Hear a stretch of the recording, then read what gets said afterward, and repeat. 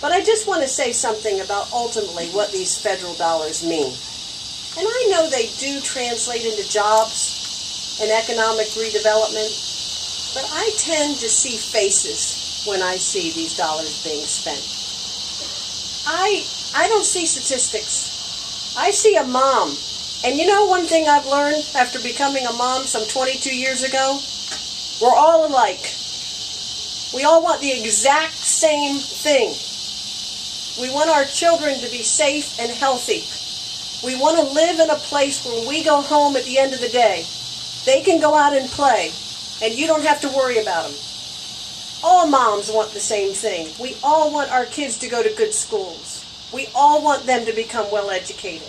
We all want them to grow up and live happy and productive lives. That's why it bothered me so much when I first became mayor. And Chloe, there was nothing but that open-air drug dealing on 29th and Lake. And I asked the police chief at the time, where's the open-air drug dealing in the city of Tampa? And the next day he showed me a map of 80 locations, as if they were 7-Elevens. And I said, if we know where the open-air drug dealing is, then why aren't we doing something about it? Because why is it okay for it to be in one neighborhood but not another neighborhood? Yeah. Why is it okay that it's for that mom but not this mom? You know? And that's what bothers me.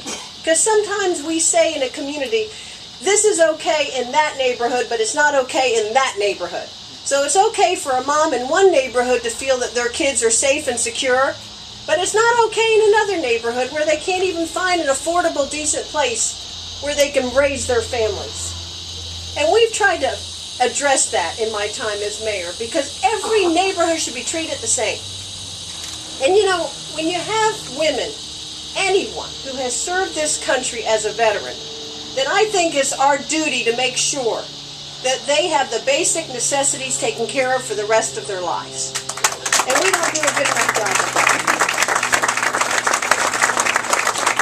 But you know what this represents to me, these 18 units here on Nebraska Avenue, next to a bank, next to a pharmacy, on the biggest bus line that HUD has, and once the referendum passes, an even better bus system, an even greater bus system for them to use. To me, it represents recognizing the need to respect and to allow every person to live their life with dignity.